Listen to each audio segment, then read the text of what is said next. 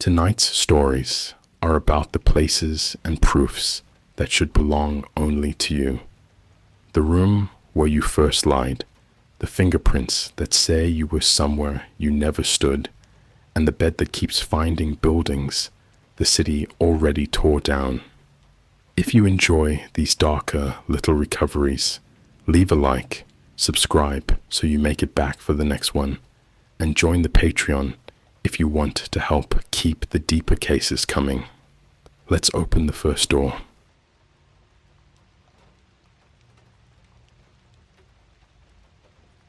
I downloaded a dark web game called HEXAGON, and the tutorial rebuilt the room where I first lied to my mother.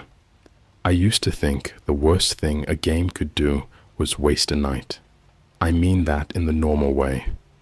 2 a.m, cold coffee on the desk, laundry making that damp mountain smell behind you, and a loading screen promising a masterpiece that turns out to be 6 jump scares and a menu nobody bothered to translate. That was the kind of mistake I thought I was making when I downloaded HEXAGON. I had been hunting for old horror games that week because my apartment was too quiet. My mother had moved into a care facility 3 months before, and I had inherited the silence of her house without getting the house. I got boxes, mostly. Bank envelopes, photo albums, little bags of screws from furniture she no longer owned, and one plastic container full of keys nobody could identify. I also got her old desktop tower, which was the real reason this happened. My mother was never good with computers, but she refused to throw one away. She treated old electronics like they might wake up and explain themselves.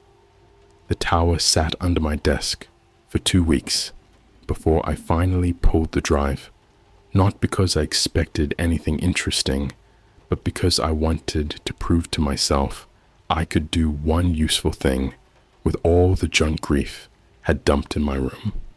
Most of it was ordinary: recipes, church newsletters, scanned coupons, a folder of photos named by date, then renamed by my mother into things like nice sleeves and your face at 7. I was smiling in half of them and pretending not to be watched in the other half. Near the bottom of the drive was a browser profile she had not used since 2014. The history was almost empty, except for one saved Onion address in a bookmarks export. No label, just 6 lowercase letters and a string of numbers. I should tell you I was cautious. I wasn't. I was tired, lonely, and already in that stupid mood where curiosity feels like responsibility if you squint at it hard enough. I booted an old laptop I used for sketchy downloads, ran it through the usual layers, and opened the link.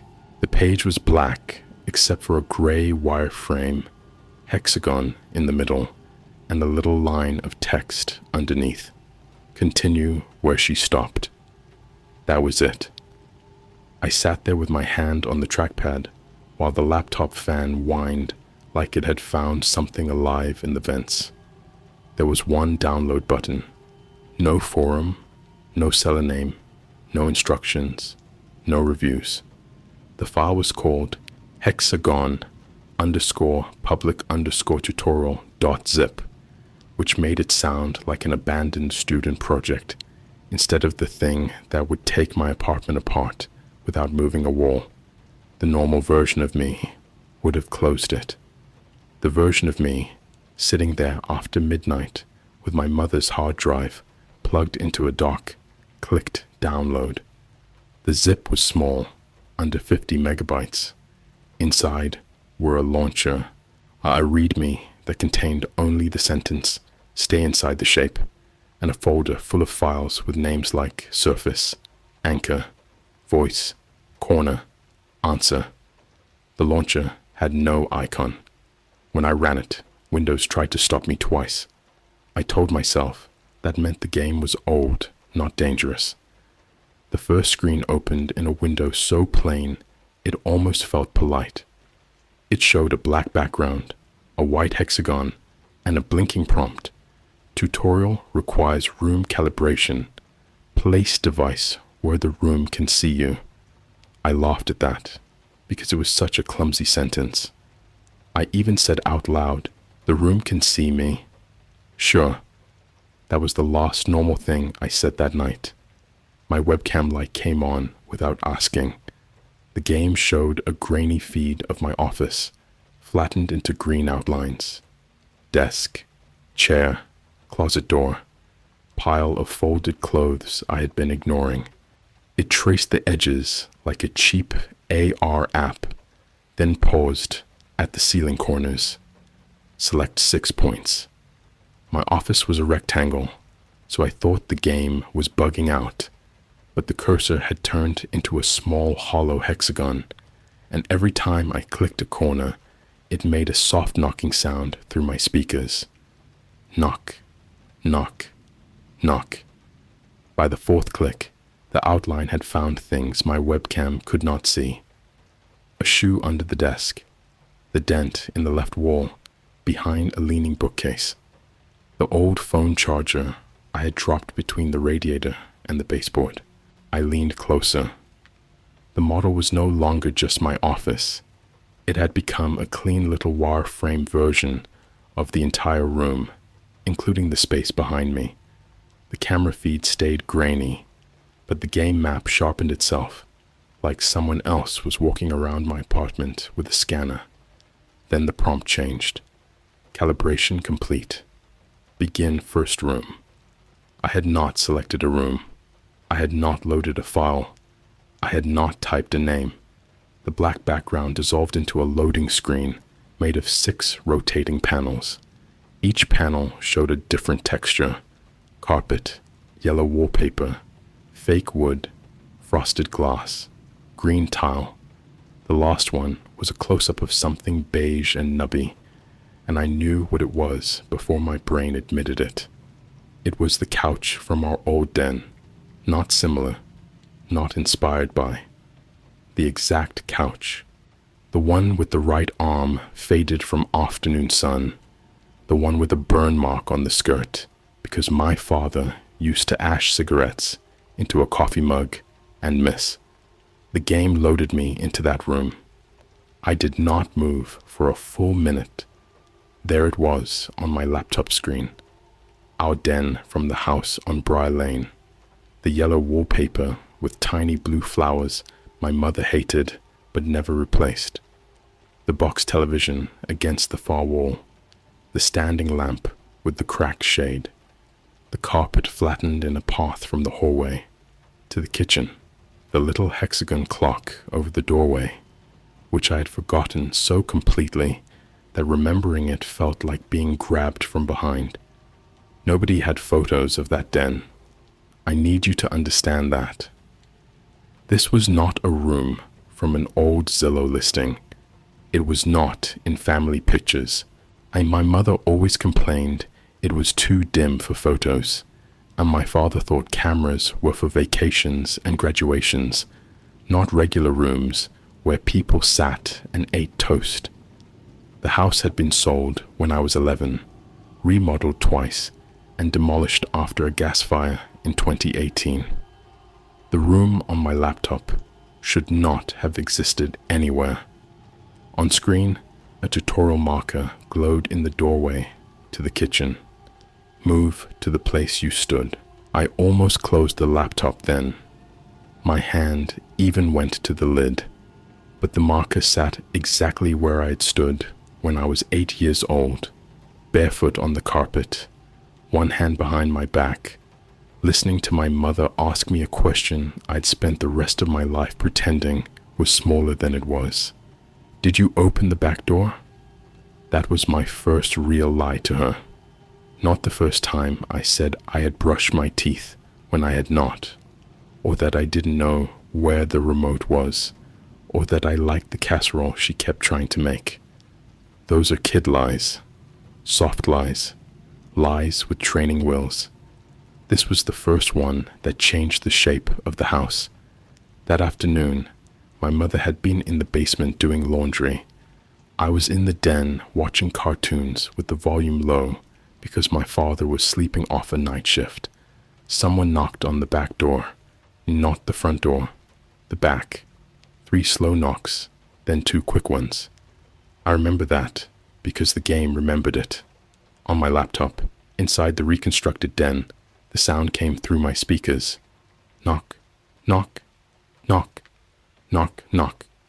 The marker in the doorway pulsed. Move to the place you stood. I used the keyboard. I told myself I was humoring the game because I needed to know how it worked. That is how people like me make bad decisions. We rename fear as investigation, and suddenly we are cooperating. The little camera view player character moved across the den. The game forced first person, so every step brought back more detail. The way the carpet darkened near the kitchen, the bowl of plastic fruit on the television, my mother's mug on the side table, chipped on the handle, Auntie with 2 lipstick marks, because she always forgot she had already taken a sip. When I reached the marker, the screen flickered. The tutorial objective changed. Answer your mother.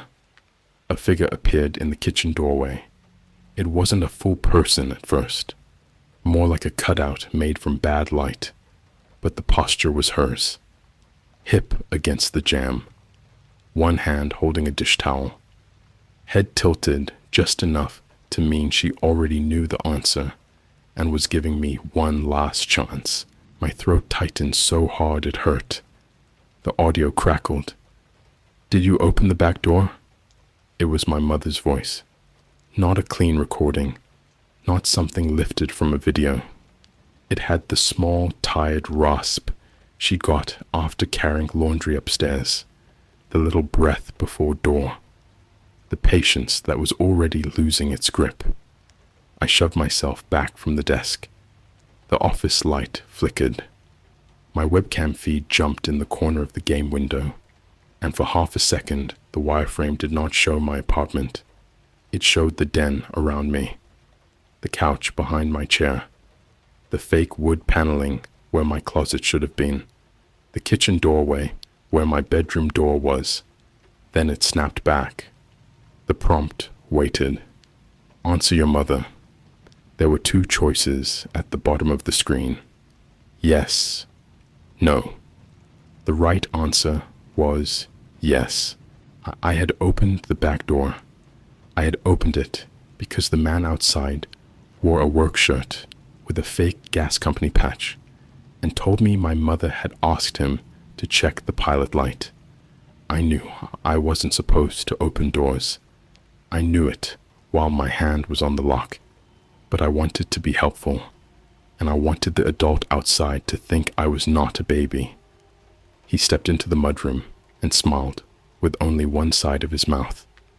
By the time my mother came upstairs, he was gone. So was the shoebox of photos from the hall closet. So was the little blue bracelet my grandmother had given her. So was the spare key my father kept hanging behind the calendar, which meant every sound in that house became a possible return. My mother asked me if I had opened the door, and I said no. She looked at me for a long time. Then she believed me. Because believing me was easier than believing a man had walked into our house while she was downstairs, and I had let him. The police report called it a probable unlocked entry theft.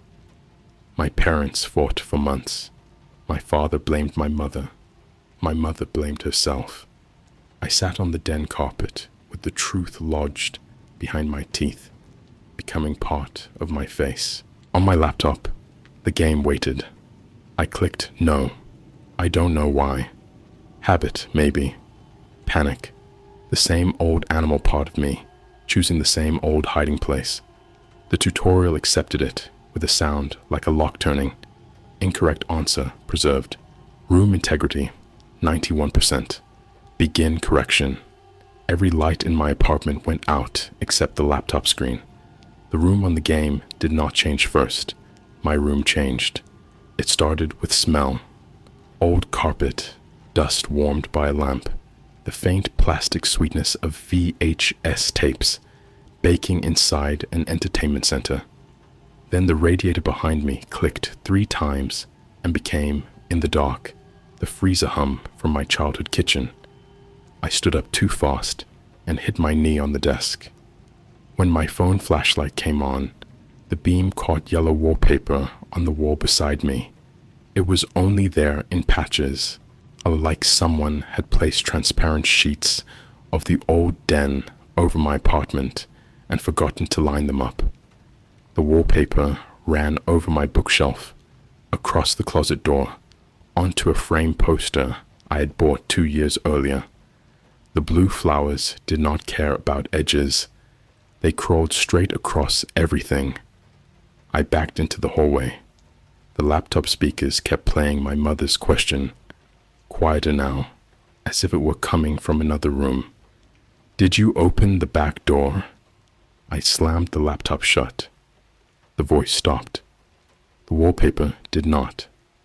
I slept in the living room with every light on and told myself it was a migraine aura, stress, carbon monoxide, anything with a normal repair bill. By morning, the wall was white again. My office smelled like dust and hot plastic, but it looked like my office. The laptop battery was dead. The zip file was still in downloads. The launcher was gone.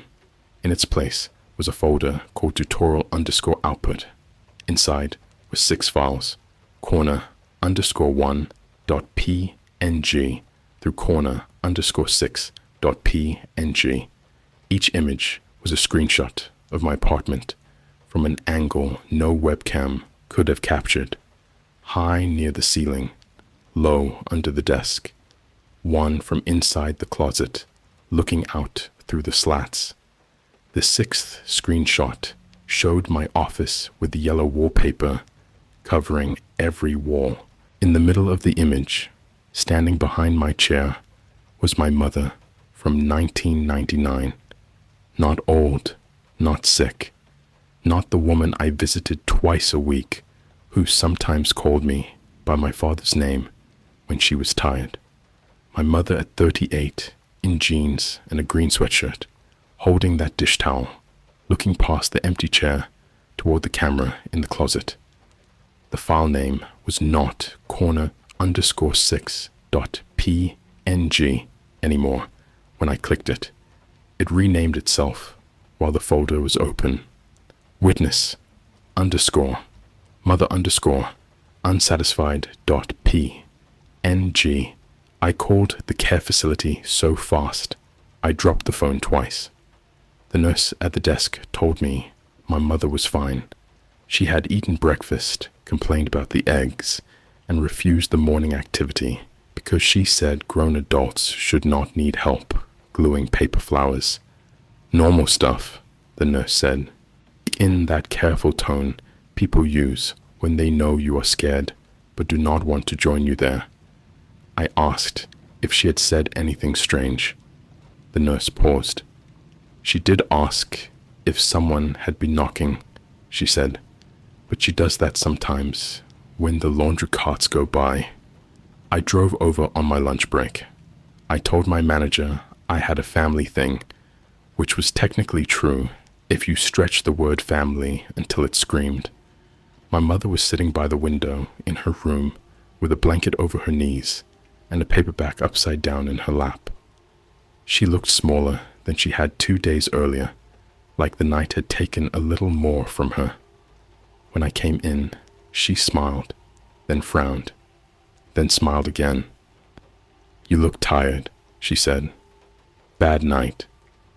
"You always say that when you did something." That sentence went through me clean. I sat in the visitor chair and tried to make my voice normal. "Did you ever use a website with a hexagon on it?" She watched the parking lot through the window. "I used a lot of things wrong," she said. "Mom, computers don't like me. This was on your old drive, a bookmark. It said to continue where you stopped." Her fingers tightened in the blanket. For a moment, She was completely present. That happened sometimes. The fog would lift without warning and leave her standing there, frightened by how far she had drifted. "You opened it?" she asked. I did not answer. She closed her eyes. "Of course you did. What is it?" She rubbed her thumb against the blanket seam. "A room finder." The words were so ordinary, I almost laughed. "A what?" "That's what they called it when your father was alive. Not to us, to each other. I only saw the page once. People paid to find rooms." "What does that mean?" "Rooms where something happened. Rooms somebody lied in. Rooms somebody died in. Rooms somebody left and never came back to. They said every room keeps its shape if enough people remember it badly." I thought of the den on my laptop, the wallpaper on my office wall, my mother's young face in the closet screenshot. "Why did you have the bookmark?" She kept looking out the window. "Because after the robbery, I wanted to know who came into my house." The shame moved in my chest, like a door opening. "Mom." "And because I knew you opened the door." I sat very still. She turned to me. Her eyes were wet, but her face was not angry. That made it worse. "I knew the second you said no," she said. "Your left hand was behind your back. You did that when you were lying because you thought your fingers gave you away." I had forgotten that. The game had not. "Why didn't you say anything?" "Because you were 8, she swallowed. "Because I was afraid if I made you tell the truth, then the man would become real." "He was real." "No," she said softly. "Not in the way you mean." Someone knocked on her door then. 3 slow knocks, then 2 quick ones. My mother went white. The nurse opened the door with a lunch tray and apologized because she had knocked with her elbow. I laughed too hard. The nurse looked embarrassed. My mother did not laugh at all. Before I left, she grabbed my wrist. Her hand felt like paper warmed by a weak bulb. "Don't finish the tutorial," she said. I deleted it. "No." Her grip tightened. Deleting is answering no. That was the first time I believed she knew more than she could say. Back home, I tried to be methodical. I unplugged the laptop from my network. I pulled the drive. I searched the browser history from my mother's old machine again. The Onion page was gone from the export, not deleted exactly, but replaced by 6 blank characters. I checked the zip file hash, looked for mentions of HEXAGON on forums I should never have known how to find, and eventually landed in a dead thread on a private board that called itself The Floor. The thread was from 2016. Title: Public Tutorial is not a game. The original post had been deleted, but 3 replies survived in cache mirrors. One said, "If it asks for first room, stop." Another said, "Correction does not mean confession. It means rebuilding until the room accepts the lie." The third was from a user named Suturelamp. Showed, "Do not bring a living witness into calibration. It learns faster with mothers." I stared at that line until the words stopped looking like words. Then a notification popped up on the dead laptop, the one with no drive mounted and no network connection. HEXAGON tutorial resumed. The screen turned on by itself. The game window filled the display, not from Windows, not from any operating system I understood, just the black background, the white hexagon, and the den waiting inside it. New objective: recover second witness. A little map appeared in the bottom left corner. It was not a game map. It was the care facility floor plan, down to the laundry closet, elevator alcove, and little courtyard where residents smoked, even though they were not supposed to. My mother's room glowed yellow. I yanked the battery out of the laptop. The screen stayed lit. I don't know how long I stood there holding the battery in my hand like an idiot while the tutorial marker blinked over my mother's bed. Then my phone rang. It was the care facility. I answered before the second buzz. The nurse sounded confused, more than panicked. My mother was missing from her room, she said. They were checking the building. She had probably gone to the lounge or the chapel. It happened, behind the nurse's voice, faint but clear. I heard knocking. 3 slow, 2 quick. I drove there faster than I should have. Halfway across town, the navigation app rerouted me, without asking, away from the facility and toward Briar Lane. I hit cancel. It rerouted again. For a few seconds, the map showed a street that had not existed in years. The old loop around our neighborhood, the cul-de-sac with the maple tree, our driveway, a little yellow destination pin sitting in the den. Then the phone overheated and shut off. When I reached the facility, the staff had found my mother in the laundry room. She was standing with both hands pressed against a blank cinder block wall, whispering, "I didn't invite you," over and over. They wanted to send her to the hospital. I wanted that too, because hospital lights and paperwork felt like the kind of reality that might crowd out whatever this was. But when the paramedics tried to move her, she started screaming my childhood address, not the street name, the full address, including the old zip code, again and again, in the same rhythm as the knocks. I rode with her in the ambulance. She slept the whole way. I sat by her feet, watching the city slide backward through the rear windows, and every time we passed under a streetlight, I saw yellow wallpaper reflected in the glass. The doctors called it acute agitation in a dementia patient. They gave her fluids and something to calm her down. I said yes to every form they put in front of me, because forms were easy. Forms did not ask why my mother's old den was appearing on dead electronics. At 3 a.m, while she slept behind a curtain, my phone turned back on. No home screen, no passcode, just HEXAGON. The tutorial showed a hospital room now, rendered in wireframe. The bed, the chair, the IV pole, my mother lying under a thin blanket, me sitting beside her. Select 6 points. I turned the phone face down. The speaker whispered in my mother's voice. "Did you open the back door?" My mother opened her eyes. For 1 second, she looked at me, the way she had looked at me in the den. Not sick, not old, not drifting, just my mother, waiting. "Yes," I said. The phone went silent. I said it again, louder, because some childish part of me thought maybe confession worked like a password, if you meant it enough. "Yes."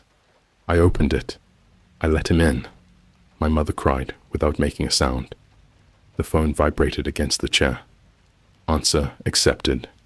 Room integrity, 42%. Correction failed. The hospital lights flickered once. On the wall behind my mother, 6 faint corner points appeared in black, like someone had pressed the tips of burned fingers into the paint. The doctor came in right after that. He did not see them, or he saw them and filed them away under old stains. Because people are very good at helping reality stay employed. I took my mother home with me 2 days later, against advice. I know how that sounds, but the facility had become part of the map, and the hospital had become part of the map, and I had this awful certainty that if I left her anywhere with institutional hallways and blank rooms, HEXAGON would turn those rooms into doors. So I brought her to my apartment. I made up the couch with clean sheets. I moved the laptop, the old drive, and the useless battery into a cardboard box and put it in the trunk of my car. then drove the box to an electronics recycling bin behind a strip mall. I did not drop it in. That is another truth I hate about myself. I stood there in the rain, holding the box, and realized I could not let someone else find it. I also could not keep it. I was caught between two cowardices, which is where HEXAGON seemed to prefer me. The laptop in the box knocked from the inside. 3 slow, 2 quick. I took it back home. My mother slept most of that evening. I sat at the kitchen table with the box in front of me and wrote down everything I remembered from the robbery. The man's shirt, the fake patch, his smell, like wet pennies and aftershave, the way he looked over my shoulder before stepping in, as if checking whether the room had approved him. The more I wrote, the less certain I became that the man had ever touched the floor. Memory does that. It protects itself with fog. But under the fog was one detail I had never told anyone because I had made myself forget it. When he came through the back door, he did not look around our house. He looked at the ceiling corners. He counted them. At 11:11 p.m., every device in my apartment turned on. My TV, my phone, my work tablet, the microwave display, the little digital clock on the stove I had never bothered to set after a power outage. All of them showed the white hexagon. My mother sat up on the couch. "He's here," she said. The old den unfolded over my living room. There is no better word for it. The apartment did not transform like a movie effect. It unfolded, and as if the den had been stored inside the walls all along, and someone finally pulled the right tab. The couch under my mother became the beige one from Briar Lane. My coffee table became the scratched wooden trunk my father kept magazines in. The hallway shortened. The kitchen doorway moved 6 inches to the left. Yellow wallpaper covered everything, but now it was not transparent. I could smell my father's cigarettes.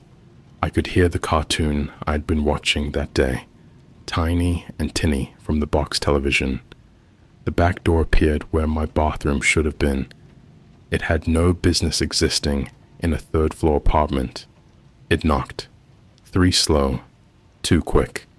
The screens all changed together. Final tutorial. Open the door correctly. My mother grabbed my hand.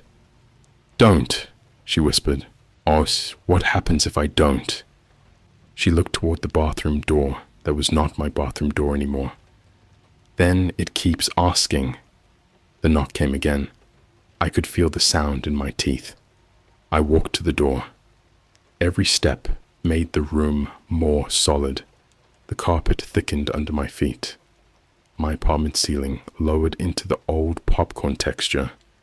Somewhere behind me, my mother was crying and saying my name, but she sounded far away, like she was downstairs in the laundry room again. The doorknob was cold. I thought of my 8-year-old hand on that same metal.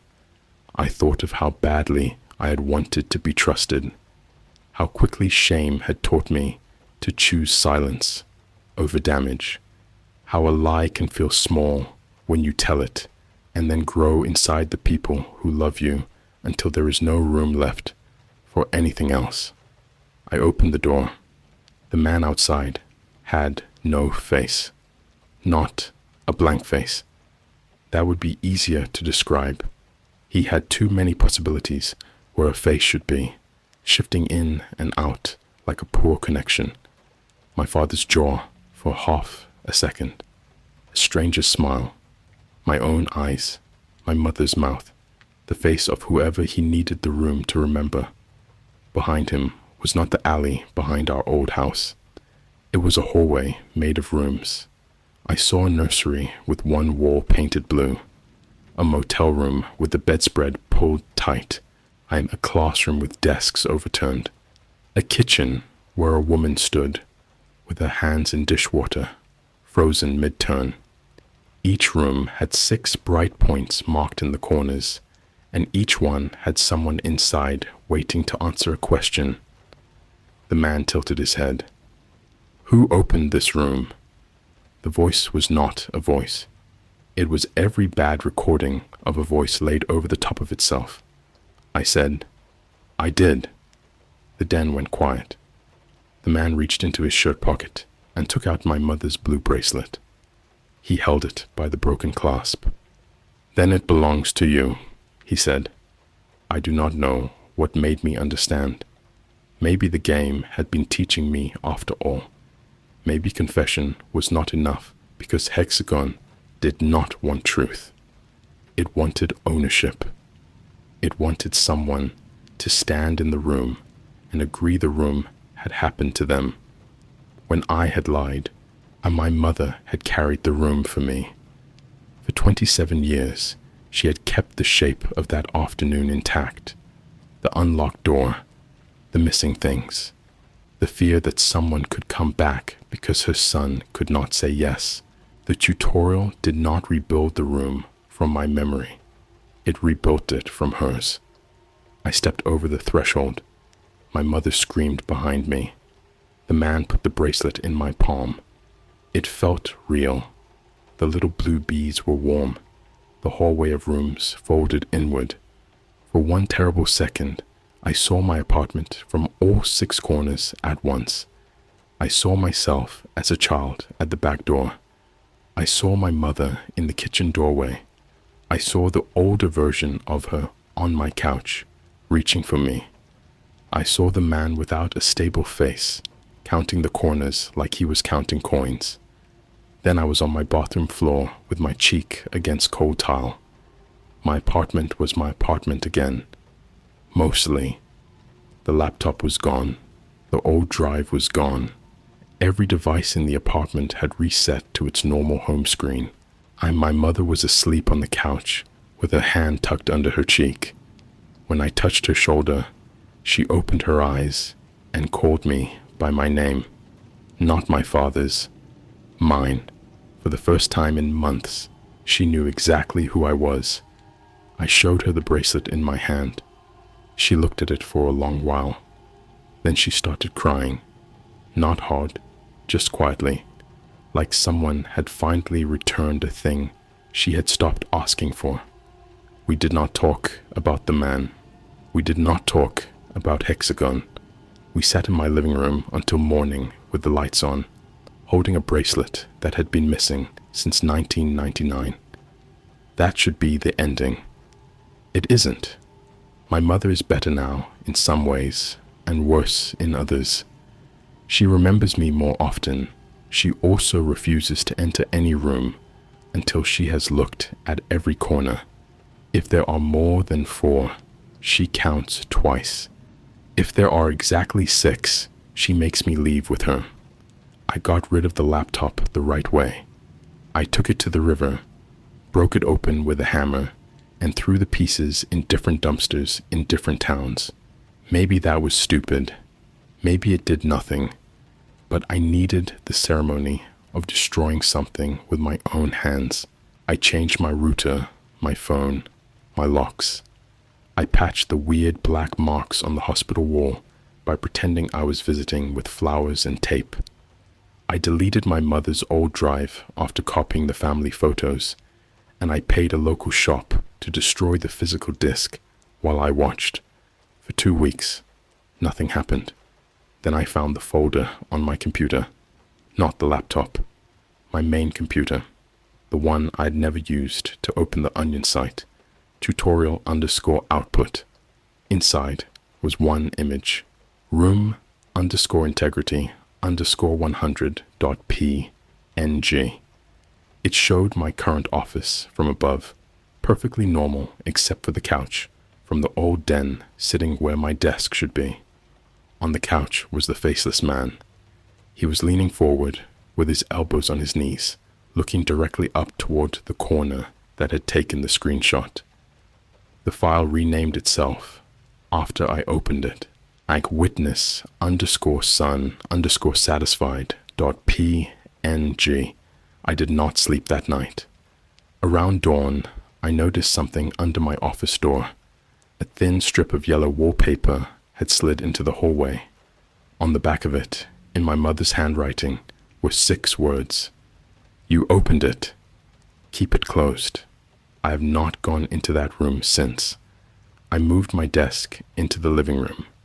I keep the office door shut, towels stuffed along the bottom, tape over the keyhole, even though there is no keyhole on that door. Once a week, I hear the radiator click from inside, even when the heat is off. And sometimes, when my mother visits, she sits very still on the couch and looks toward the office. She does not ask what is in there.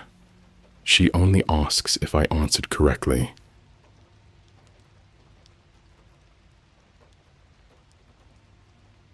A dark web lab offered to clone an extinct species for me, but the crate arrived with my fingerprints on the inside. The crate came while I was eating noodles on the loading dock at work, which is probably why I did not take it seriously fast enough. Horror should not arrive next to a busted vending machine under a light that keeps buzzing like it is embarrassed to be there. It should not come with a clipboard, a tired courier, and a thermal label that says, "Keep upright" in 3 languages. But that is how mine arrived. I worked nights at a climate-controlled storage place on the south side of the city. Mostly musicians, divorce boxes, restaurant owners with too many seasonal decorations, and old families who did not want to admit they were paying rent on furniture nobody wanted. My job was to sit behind the desk, watch cameras, sign for late deliveries, and tell people they could not sleep in their units, even if they promised it was only for one night. The place had a loading bay that smelled like cardboard and floor cleaner. At 2 in the morning, it felt less like a workplace and more like the back entrance to every bad choice in town. I had made one of those choices 8 weeks earlier. That was when I found Cuvier House. If you search normal sites for de-extinction, you get the same clean articles over and over. Mammoths, maybe someday. Passenger birds, maybe never. Tasmanian tigers in artist renderings that look too perfect to be sad. The internet loves resurrecting things in headlines because headlines do not have to feed them, house them, or decide what counts as natural once the grave has been opened. My father loved that stuff. He was not a scientist. He repaired dental equipment for a living and kept screwdrivers in coffee mugs all over the garage. But he had this old VHS documentary about the thylacine, the striped animal pacing behind bars in that famous lost footage, and he watched it whenever he was too tired to talk. He said extinction felt worse when the camera had met the animal first. After he died, I kept the tape. I also kept his habit of looking for impossible updates at stupid hours, articles, forums, rumors, anything that made death sound like a logistical problem instead of a locked door. That is how I ended up on a hidden board where people posted about private gene labs, unlicensed tissue banks, and fake miracle services. Most of it was obvious garbage. Clone your childhood pet from one hair. Grow a replacement organ in 14 days. Bring back extinct luxury birds for elite aviaries. If scams could sweat, that whole board would have been damp. Then someone posted a link to Cuvier House. The page was plain. No dramatic skulls, no blood red countdown, no nonsense about secret billionaires. Just a gray catalog with species names, old range maps, and status tags. Thylacine, limited handler trial. Quagga, closed. Pyrenean ibex, failed public lot. Great Arca, feather stock only. There were disclaimers everywhere. Not a pet, not a trophy, not a guaranteed living specimen.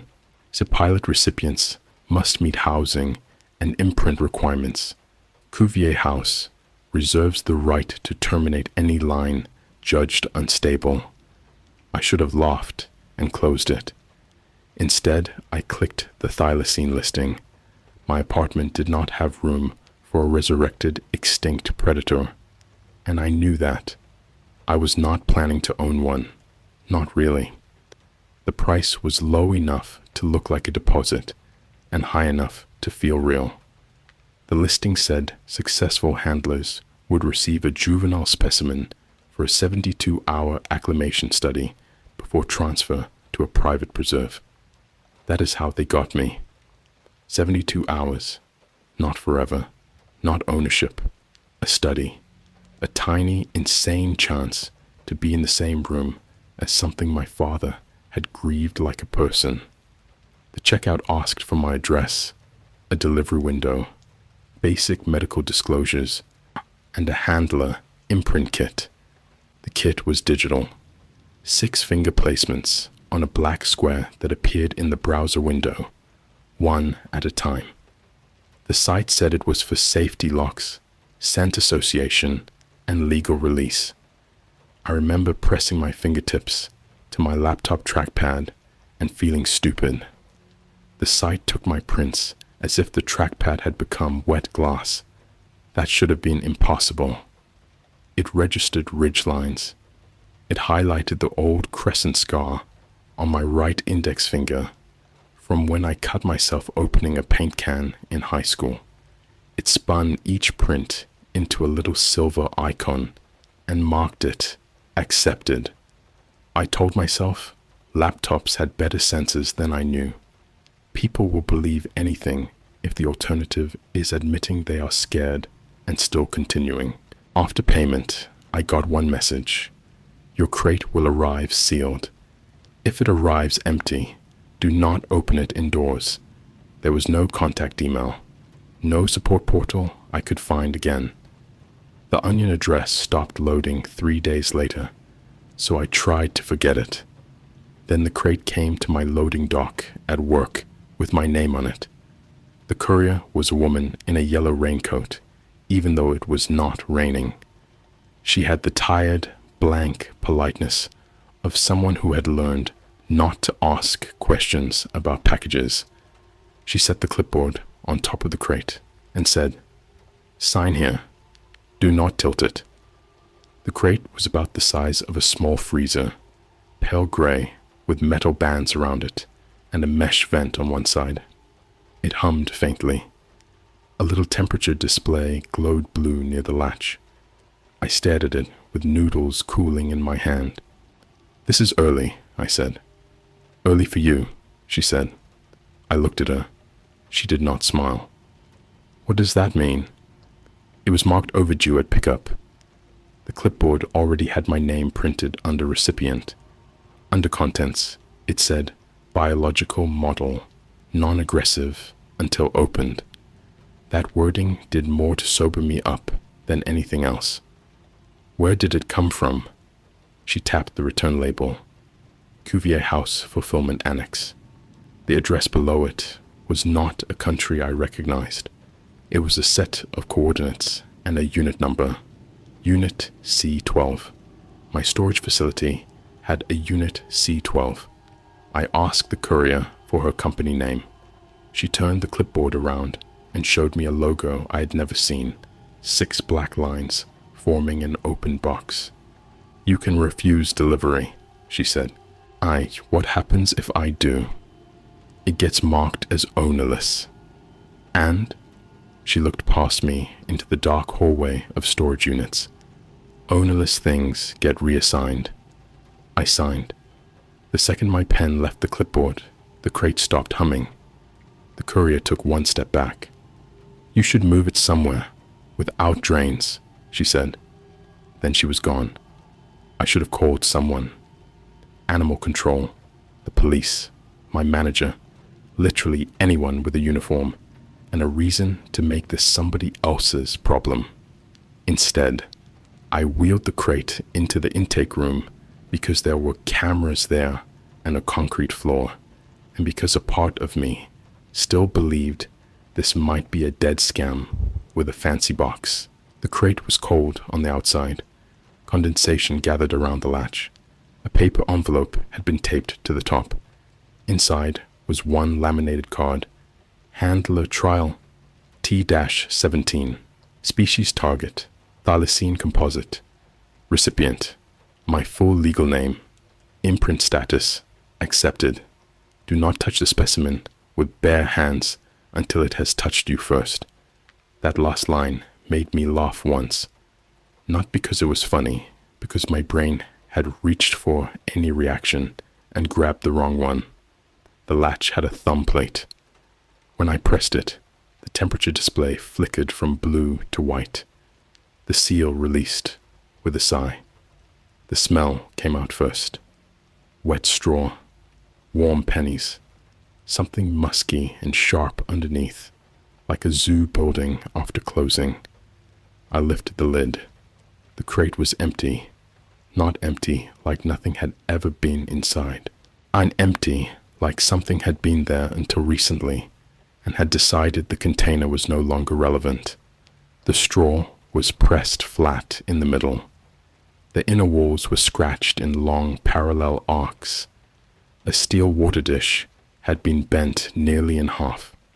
Near the back, clipped to the mesh vent, was a strip of gray fur with darker bands running through it. I stood there for a while, breathing through my mouth. Then I saw the fingerprints. They were on the inside of the lid.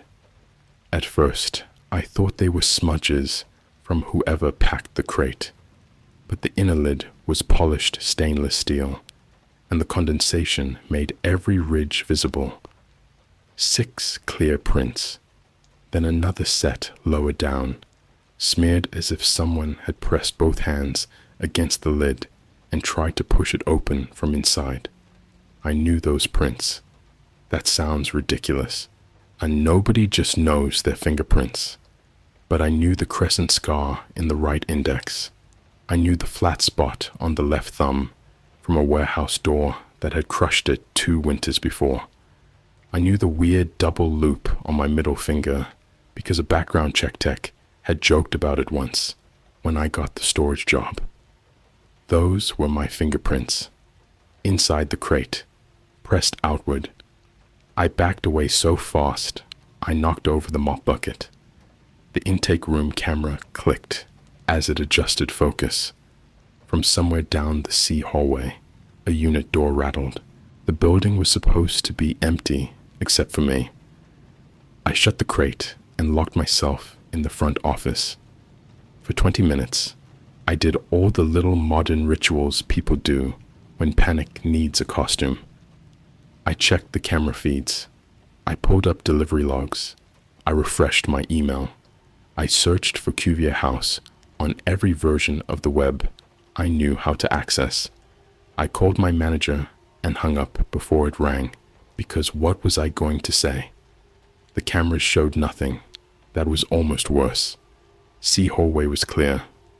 The intake room showed the closed crate. The loading dock was empty.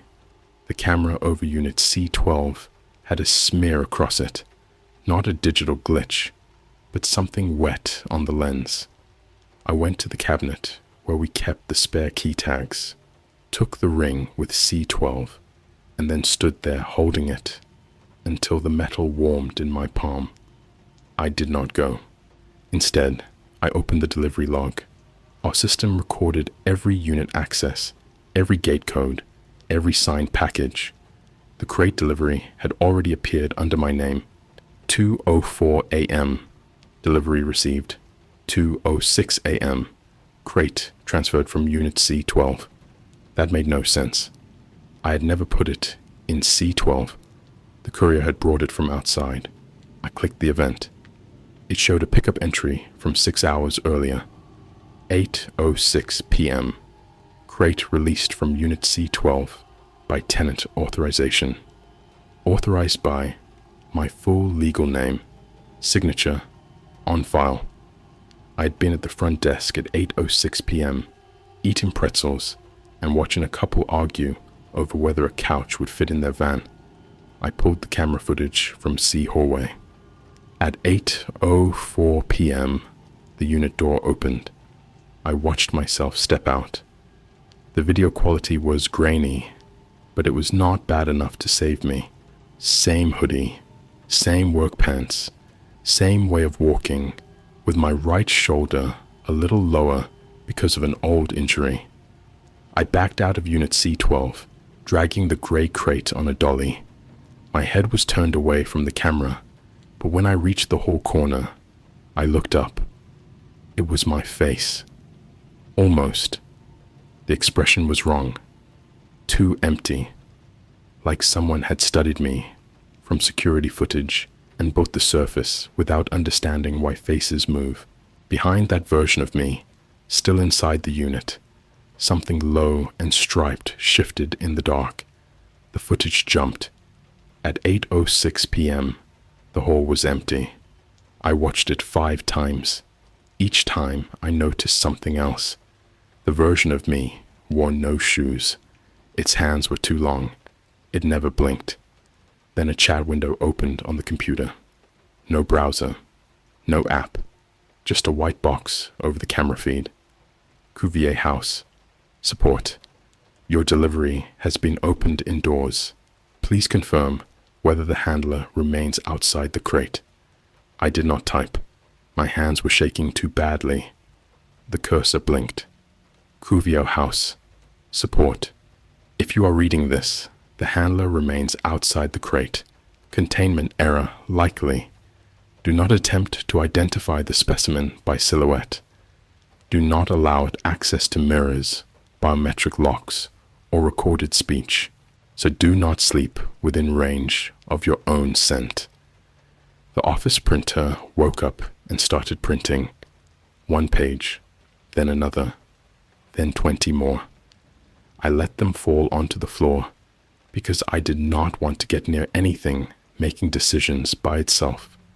When the printer stopped, I picked up the top page. It was a handler agreement with my name at the top, not the one I remembered signing digitally. This one had a section called Extinction Liability. The language was legal nonsense until one sentence cut through clear. Recipient acknowledges that imprinting may produce a legally indistinguishable access body during failed species stabilization. Access body. That was what Cuvier House called the thing wearing my prints. Not clone, not animal, not person. Access body. The next page was a diagram of a thylacine skeleton with human handprints layered over the forelimbs. The prints were mine, each ridge mapped and numbered. A note in the margin said, handler pattern successfully expressed in distal pads, suitable for locks, screens, grief response, and household threshold testing. I read that line until the room tilted. From the C hallway came a soft, careful knock. Not on the office door, on glass. The front office had a narrow window facing the units. I turned slowly. Something stood on the other side of the glass. It was low at first, shoulders level with the bottom of the window, striped along the back like the footage from my father's documentary. But then it rose, not onto hind legs exactly, more like a body remembering a shape it did not want and using it anyway. Its head was narrow, blunt, and too still. The eyes caught the office, light green-white. The mouth opened wider than any dog mouth should, and for a second, I saw too many flat teeth before it closed again. Then it lifted one forelimb. The end of it was not a paw. It was not a hand either. It was something in between. Long padded digits, black nails, and on each pad, pale ridged skin arranged in the whorls and loops of my fingerprints. It pressed my right index finger against the glass from the other side. The crescent scar matched. I screamed. I am not ashamed of that. I made a sound so raw it hurt my throat, grabbed the fire extinguisher, and swung it at the window. The thing dropped out of sight before the glass broke. The extinguisher bounced back and smashed into my knee. The office door handle rattled. Our office had a cheap fingerprint lock my manager had installed after a break-in. The lock beeped. Accepted. I threw my whole body against the door just as it tried to open inward. For maybe 10 seconds, it pushed from the other side. Not frantic, not angry. Testing, learning how much force the door needed and how much I had. Then it stopped. The lock beeped again. Accepted. The front gate began to open outside. I ran out the back office door into the employee bathroom, climbed through the little maintenance window, and dropped behind the dumpsters hard enough to scrape both palms. I left my phone, keys, and wallet on the desk. I ran 2 blocks in my socks before I found a gas station and borrowed the clerk's phone to call the police. I told them someone had broken into the storage facility. That was the most useful lie available. By the time officers arrived, the front office was empty. The crate was still in the intake room.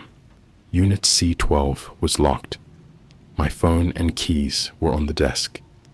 The broken window was real, at least. So were the printed agreements, though none of the officers knew what to make of them. One asked if I had been drinking. I said no. He looked at my bare feet, the scratch marks on the hallway floor, and the gray fur stuck in the broken window frame. "You got any large dogs in here?" he asked. "No. Tenants. Not allowed." He wrote something down. They checked Unit C12 after my manager arrived with the master override. It was empty except for a plastic top, a folding chair, and 6 black squares stuck to the floor in a rectangle, the exact footprint of the crate. On the back wall, someone had written in condensation, "Wrong species accepted." The officers photographed it. The letters faded before they left. My manager sent me home and told me to take a few days.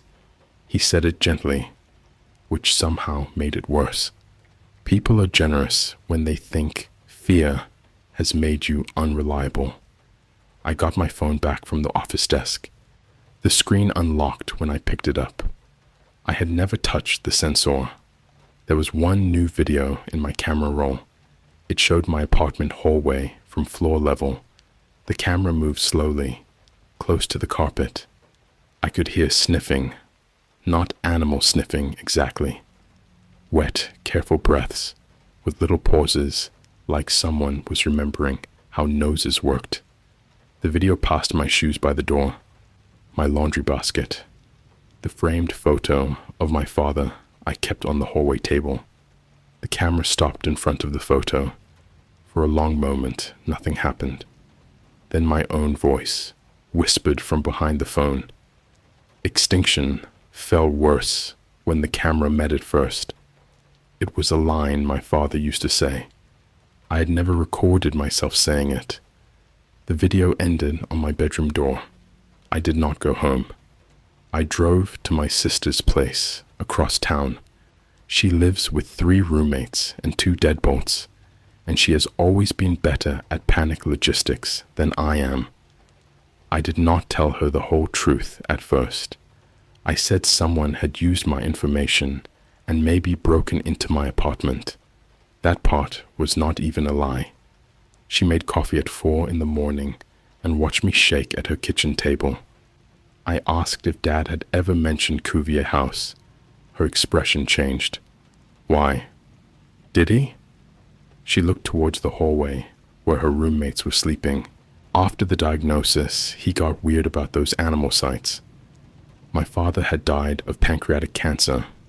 Fast, ugly, and practical in the way terminal illness becomes practical. Appointments, pill organizers, insurance calls, towel changes, apologies made too late and too often. "What kind of weird?" I asked. He wanted to leave a sample. "For cloning?" "No, for proof." She wrapped both hands around her mug. E said if anyone brought something back wrong, somebody should have a record of what was supposed to stay dead. I did not understand until she brought out a cardboard box from her closet. Inside were some of my father's old papers, repair manuals, tax forms, notes from doctors, and one padded envelope addressed to him, but never opened. The return stamp was a black open box logo. Cuvier House. The envelope contained a handler rejection notice dated 6 years before I found the site. Dear applicant, your requested species line cannot be completed with the submitted grief source. Human collateral remains outside approved trial scope. Please do not resubmit familial remains, recordings, or household access data. My sister read it over my shoulder and said a word she never used unless something was truly bad. There was a second sheet behind it. It was a list of acceptable materials for a thylacine handler trial, household scent item, voice sample, 6 ridge patterns, blood relation for grief stability if available. Under that, in my father's handwriting, was my name. I had to sit down on the floor. My sister said, "He didn't send you anything. I would have known." Maybe she was right, but I thought about the VHS tape in my apartment, the one I had kept because grief makes relics out of junk. I thought about how many nights I had watched it after he died. I thought about my fingers on the laptop trackpad, the site accepting my prints like it had been waiting for the missing half of a form. Cuvier House had not found me by accident. It had left a door open in my father's paperwork and waited for me to walk through it. At sunrise, my sister drove me back to my apartment. She insisted on coming in with me because she thought I needed a witness and because neither of us wanted to say she was afraid to let me go alone. The apartment door was locked. No signs of forced entry. Inside, everything was almost normal. That is the detail that made it feel obscene. The couch was there. The dishes were in the sink. The air smelled faintly of wet straw, but not enough for anyone else to notice if they did not already know. My father's VHS tape was on the coffee table. I kept it in a closet. Beside it was my phone charger, coiled in a perfect circle, and a little mound of gray striped fur. My sister whispered, "What did this?" The bedroom door creaked. We both turned. Something behind it breathed in. My sister grabbed my sleeve. I picked up the heaviest thing nearby, a ceramic lamp, and pushed the bedroom door open with my foot. The room was empty. The closet was open. Every shirt I owned had been pulled down and arranged in a pile on the floor. In the middle of the pile was a shallow nest. Not a bed, not exactly. More like an animal had tried to make a human shape comfortable. On the wall above it, written in the dark, oily smear of fingerprint ridges, were 3 words: "Keep handler warm." My sister said, "We are leaving." The apartment lock beeped from the inside. Accepted. The front door opened by itself. No one stood there, but the hallway carpet pressed down in a line of slow steps, moving away from us, as if something too light for its size had just walked out. My sister pulled me into the hall and down the stairs. We were halfway to her car when every car alarm in the lot went off at once. My phone buzzed. It had connected to my car by Bluetooth. The screen showed a call in progress to Cuvier House support. I put it on speaker because fear makes you obedient in the strangest ways. A calm, recorded voice said, "Your access body is loose in a populated environment. For the health of the recovered species, please return both handler and access body to the crate." "Both," I said. "Do not separate handler from express pattern. What is the recovered species?" There was a pause, not a system pause. A listening pause. Then the voice said, "The recovered species is whatever survives the extinction event." My sister took the phone and threw it across the parking lot. It landed face up. The screen did not crack. The call stayed connected. The voice continued, muffled by asphalt. "A replacement crate has been authorized." That was when I understood the shape of the trap. Cuvier House did not want to give me a thylacine. The thylacine was bait, or maybe an ingredient, or maybe a myth wrapped around a process too ugly to advertise, even on the dark web. They wanted a handler who would open the crate. They wanted prints, voice, scent, family grief, household thresholds. They wanted enough of me to let something else be recognized as me by the dumb machines and tired people that guarded my life. The extinct species was not just the animal. It was privacy. It was uniqueness. It was the idea that one body could only belong to one person. And maybe, in their lab notes, I was already a fossil. My manager called that afternoon.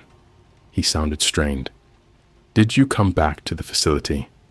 "No." "You sure?" My sister mouthed, "Don't answer," but I was already saying, "Why?"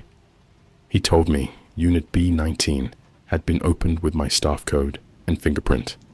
The tenant was a retired dentist who stored old equipment there. Several items were missing: a bite mold scanner, a box of dental impression trays, a handheld curing light. "The cameras?" I asked. "They show you." "It wasn't me." He did not respond for a second. "I want to believe that," he said, then quieter.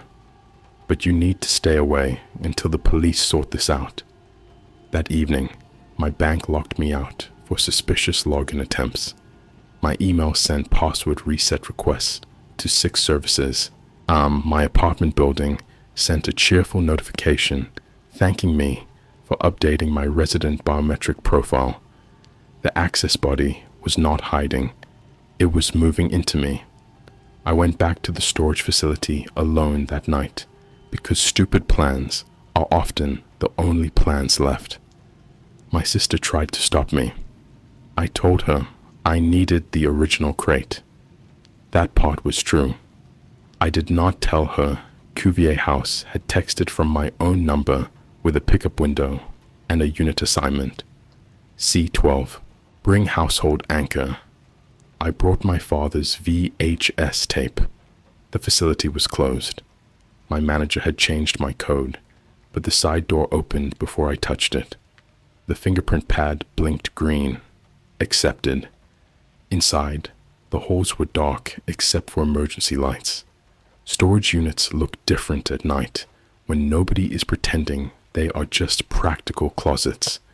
They become sealed versions of people.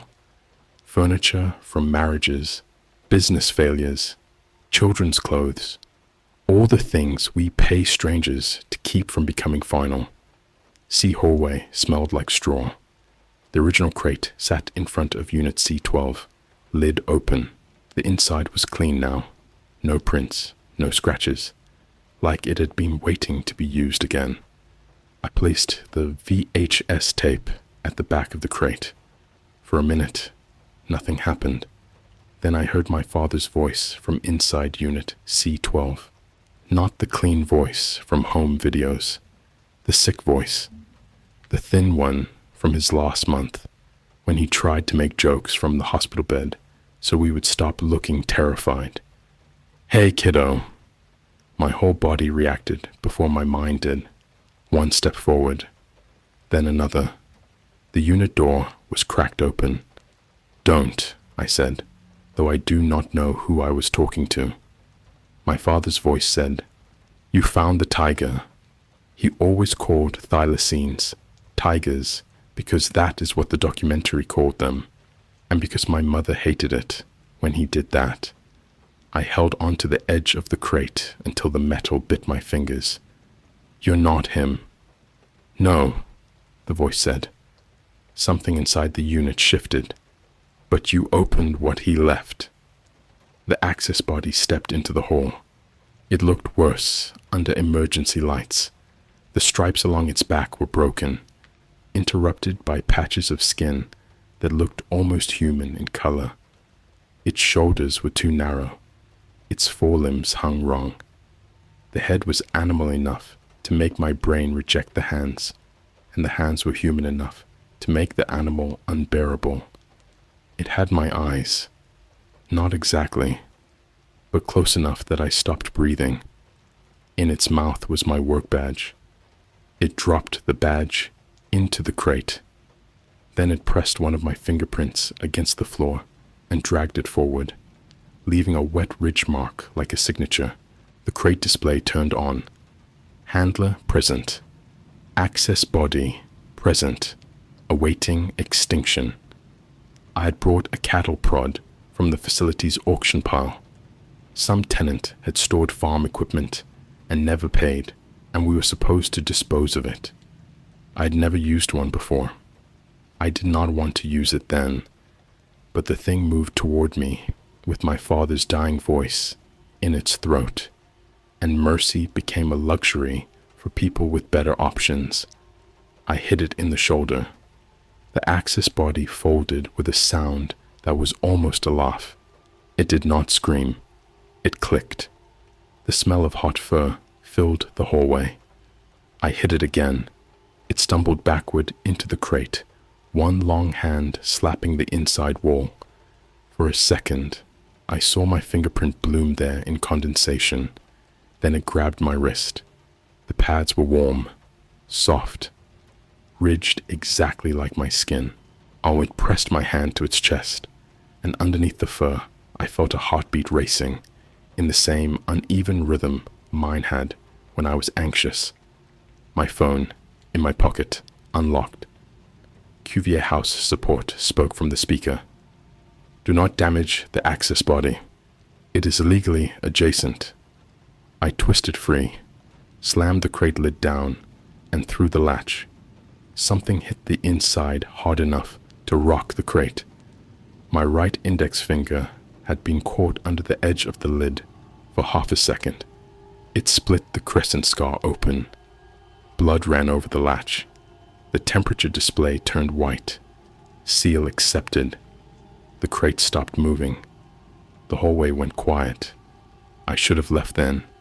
Instead, because I apparently have a gift for giving nightmares one more chance to explain themselves, I opened Unit C-12.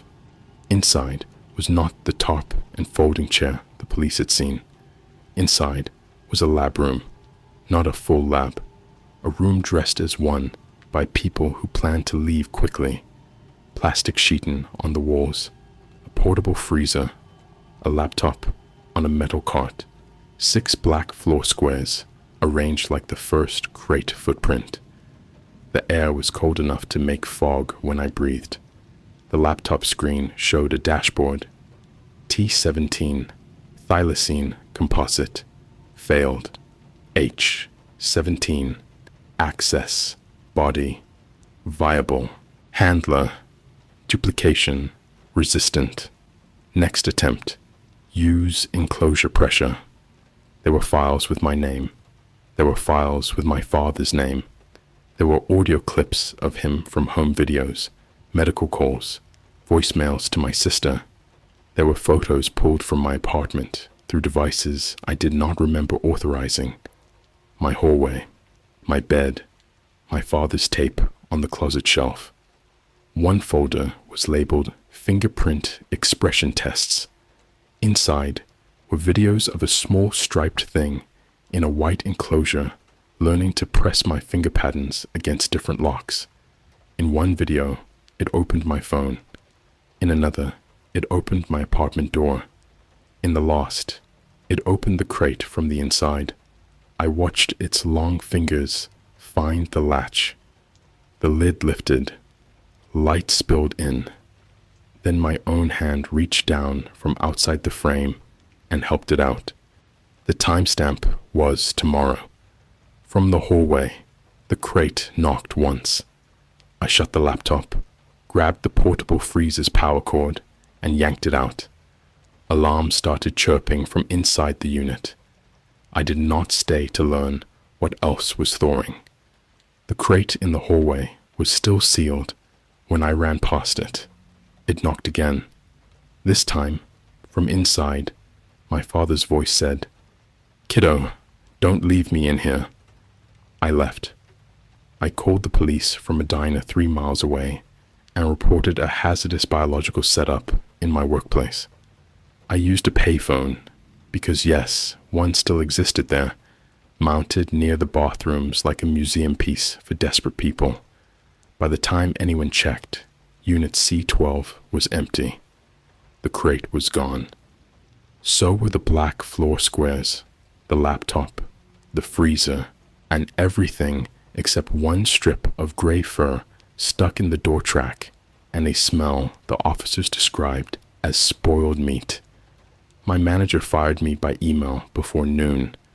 The police asked me to come in for questions about stolen dental equipment, unauthorized access, and a biological hoax. I did not go. I stayed with my sister for 3 days, then moved into a motel under cash and a fake name so thin it would not survive a serious glance. My phone stayed off in a storm drain behind the diner. My bank account stayed frozen. My apartment building sent notices saying I had entered twice after I left town. Security footage from my old place leaked into my email from an anonymous address. The first clip showed my apartment hallway. The second showed my door opening. The third showed me stepping inside. Not the access body. Me. Shoes, hoodie, face, everything. But when the camera caught my hand on the door frame, the fingers bent slightly backward at the middle joints. It looked up at the hallway camera and smiled with my mouth. Then it said, in my voice, "Tell them I'm not extinct." That was 6 weeks ago. I have learned a few things since then. Your fingerprints are easier to use against you than your face. People trust doors when they beep green. They trust timestamps. They trust a bad camera angle more than a frightened person saying there are 2 of me and one of us has stripes under the skin. So the police think I am hiding because I did something at the storage facility. My sister believes me, but belief is not a shield. She changed her locks twice. The second time, the locksmith called her to confirm she wanted a biometric pad installed because her brother had prepaid for the upgrade. She moved the next day. I do not search for Cuvier House anymore. I do not watch my father's tape. I do not read de-extinction articles or argue with strangers about whether bringing something back is a miracle or a mistake. Last night, a new crate appeared outside my motel room. No courier, no knock, no tire tracks in the gravel. It was smaller than the first one, about the size of a footlocker. Pale gray, metal bands, blue temperature display. The label had my name, my real one, and under contents it said, "Biological model, I handler size." I did not open it. I'm proud of that in a small, useless way. But I looked through the vent. The crate was empty. On the inside wall were fresh fingerprints pressed into the condensation. Mine. And beneath them, in a smaller set of ridges I had not seen since old birthday cards, were my father's.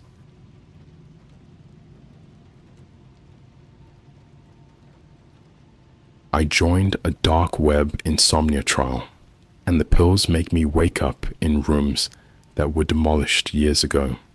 There's a level of tired where your apartment stops feeling like a home and starts feeling like a room you are waiting to be discharged from.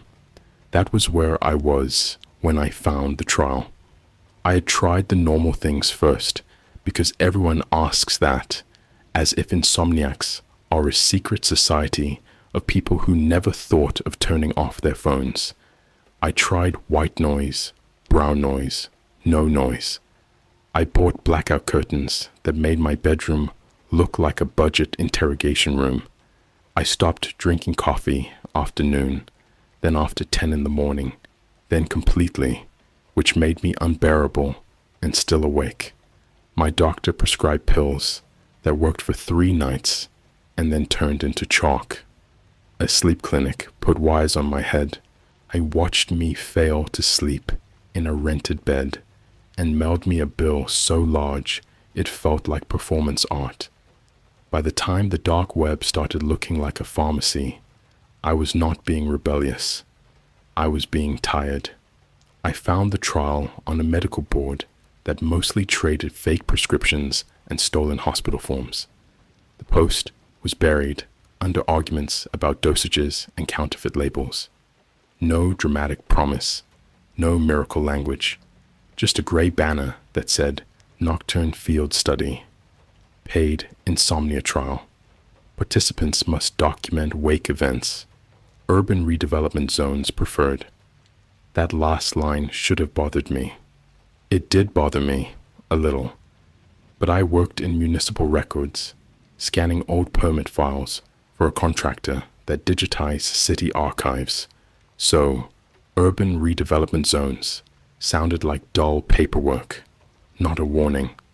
The link opened to a page with no logo, just a questionnaire. How many hours do you sleep per night? Do you wake in unfamiliar rooms? Have you ever returned to a demolished site without intending to? Do you live within 3 miles of a structure removed between 1960 and 2015? I answered anyway. 4 hours on a good night. No. Yes, probably. This city tears itself down every decade and pretends the new coffee shops grew there naturally. At the end, the site asked me to upload proof of persistent insomnia. I sent a redacted sleep clinic report and immediately felt stupid. Then it asked for my current address, a list of medications, and a preferred payment method for study compensation. The final consent screen had one sentence in bold: trial medication may increase awareness of architectural residue. I stared at that phrase for a while. Architectural residue. I clicked accept. The pills arrived 2 days later in a flat black mailer with no return address. Inside was a blister pack of 7 matte white tablets, each one sealed under foil, printed with a room number instead of a day. Room 1, Room 2, Room 3, all the way to Room 7. There was also a folded instruction sheet. Take 1 tablet no earlier than 2 a.m. Sleep alone. Place a recording device beside bed. If you wake somewhere unfamiliar, locate the exit before speaking. Do not remove fixtures. Do not answer anyone calling from inside the walls. I read that last line 3 times, laughed once, because my brain still wanted this to be ridiculous, and put the sheet under a magnet on my fridge. And I did not take the first pill that night. I lasted until 3:18 a.m. the next night, sitting on the edge of my bed, with my heart doing that jittery, tired thing, where every beat feels like it forgot the last one. The room was black, except for the little red light on my phone, recording audio from the nightstand. I swallowed Room 1 with warm tap water. It tasted like nothing. For 10 minutes, nothing happened. Then my body dropped. Not relaxed. Dropped. It was like every muscle got an eviction notice at the same time. I lay back, and for the first time in months, sleep came for me without negotiation. I woke up to the smell of dryer sheets. At first, I thought I was in my own bed because I was still lying on a mattress, still under a blanket, still wearing the same t-shirt. Then I opened my eyes and saw a ceiling made of stained acoustic tiles, each one sagging slightly in its metal frame. My bedroom ceiling was plaster. I sat up. I was in a laundromat. Not a nice renovated one with exposed brick and plants. An old, narrow laundromat with cracked orange floor tiles, rows of top-loading washers, plastic chairs bolted together near the front window, and a dead snack machine full of sun-faded candy. Fluorescent lights flickered overhead. One dryer turned slowly with nothing inside it. My mattress was gone. I was lying on the floor under my own blanket. For a few seconds, I honestly thought I had sleepwalked into a business. That was frightening, but possible. People do stranger things on medication. Then I looked at the front window. The glass was painted white from the outside. Across the window, backward from where I sat, were the words, "Grand Opening, 1987. I knew that laundromat. I had scanned its demolition file at work. Spin Right Laundry, West Archer Avenue. Permit issued in 1986. Condemned after a roof collapse in 2009. Demolished in 2011. The site was now a dental clinic with fake stone columns and a parking lot too small for its waiting room. I stood up too fast and nearly fell. My phone was on the floor beside me, still recording. No signal. No time displayed. Just 2 dashes where the clock should have been. The instruction sheet flashed through my mind. If you wake somewhere unfamiliar, locate the exit before speaking. I shut my mouth. The laundromat listened. That is the only way I can say it. The room had a pressure to it, like an elevator waiting for one more person. The dryers were silent, except for the empty one turning. The fluorescent lights buzzed in tiny, uneven bursts. Somewhere behind the back wall, water dripped into a bucket I could not see. I moved toward the front door. The first chair in the waiting row creaked. I froze. No one was sitting there. The chair creaked again, bending under invisible weight. Then a woman's voice came from inside the wall of washers. "Load's not done." It was flat, tired, ordinary. That made it worse. I kept walking. The door had a push bar. Through the painted glass, I could see nothing but white. When I pushed, the laundromat tore open like paper. For half a second, there was no outside, just dust, bright and thick. Then I stumbled into a parking lot behind the dental clinic on West Archer Avenue. It was 4:06 a.m. I was 5 miles from my apartment, barefoot, wrapped in my own blanket, with dryer lint stuck to my shirt. That should have been enough. It was not. I called a rideshare from the dental clinic parking lot and told the driver I had lost a bet. He did not laugh. He just drove me home while I tried not to look at my feet, which were gray with demolition dust. Back in my apartment, my bed was made. Not messy from me getting up. Made. Blanket tucked in. Pillow scented. Phone charger coiled neatly on the nightstand. The blister pack was on the bed. Room 1 was empty. The foil over room 2 had a small dent, like a finger had pressed from underneath. I listened to the phone recording from the night. At 3:31 a.m., the audio captured me breathing. At 3:32, the room tone changed. It was subtle, but clear. My apartment hum disappeared, replaced by fluorescent buzz and the far-off tumble of an empty dryer. At 3:36, my sleeping voice said, "I'm here." Then a woman's voice answered from very close to the microphone. "No talking until you find the door." I did not sleep the next night. I sat in my kitchen until sunrise with the lights on, the instruction sheet in front of me, and the blister pack sealed in a plastic bag like evidence. At work, I pulled the Spin Right laundry file. The floor plan matched what I had seen. 14 washers on the left, 11 dryers on the right, a snack machine by the front window. Storage closet in back. The demolition photos showed the orange tile under a layer of collapsed dust. In one photo, taken before the building came down, someone had written on the inside of the front door with a finger, "Loads not done." I emailed the file to myself and told no one. That afternoon, a deposit hit my account. Nocturne Field Study, Room 1 completion, $700. I stared at the number long enough for greed and fear to recognize each other. $700 was half my rent. It was also proof that someone had known exactly where I went. I went back to the trial site. It loaded instantly. My participant dashboard had updated. Room 1 located. Exit found. Speech. Minor violation by sleeping subject. Residue transfer. Lint. Dust. Sweat. Room 2 available after 2 a.m. There was a message box at the bottom. Nocturne coordinator. Good wake response. Continue as scheduled. Avoid caffeine, mirrors, and historical research before dosing. I typed, "What are these pills?"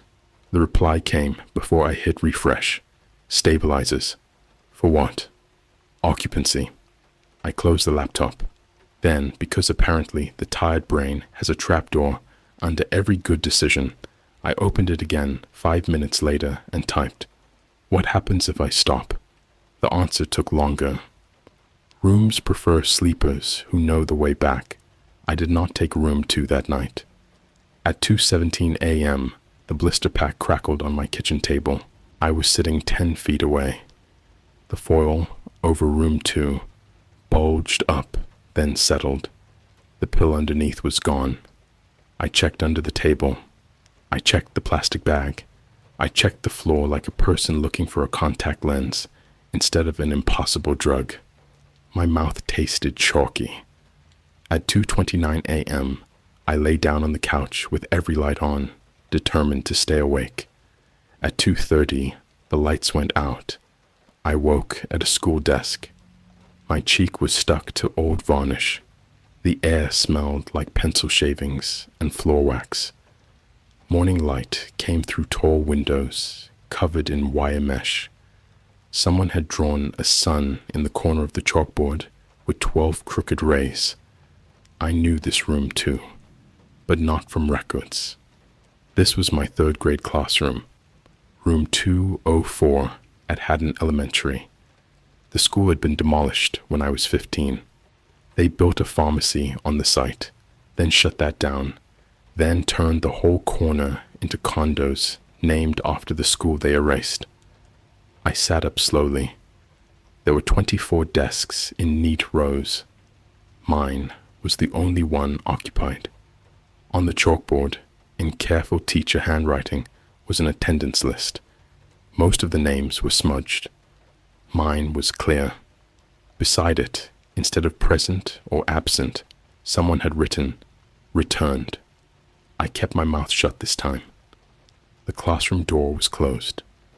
The little rectangular window in it showed the hallway outside, dim and greenish, in the way schools look when no children are allowed to make them human. On the teacher's desk sat a brass handbell, a stack of worksheets, and my phone. It was recording. I picked it up. No signal, no time, but the camera app opened by itself. The viewfinder showed the classroom behind me. At the back of the room, where the coat hooks used to be, stood a boy in a red sweatshirt. I spun around. Nothing. I looked back at the phone. The boy was still there in the screen. He had his hood up. His face was blurred, not by motion, but like the room had forgotten how to render him. He raised one hand and pointed to the chalkboard. The attendance list had changed. My name was still marked returned. Under it was a new line. Room 3 wants a witness. I backed toward the door. The brass bell rang once on the teacher's desk. Every desk in the room creaked at the same time. 23 invisible children sat down. I could feel them around me. The shift in air, the small coughs, a sneaker squeaking under a chair, someone sniffing hard the way kids do when they refuse to use a tissue. A voice from the intercom said, "Students remaining after demolition must report to the office." I ran. The hallway outside was longer than it had ever been. Lockers lined both sides, blue and dented. Bulletin boards displayed construction paper leaves with names I could almost read. The exit sign at the end flickered in slow pulses.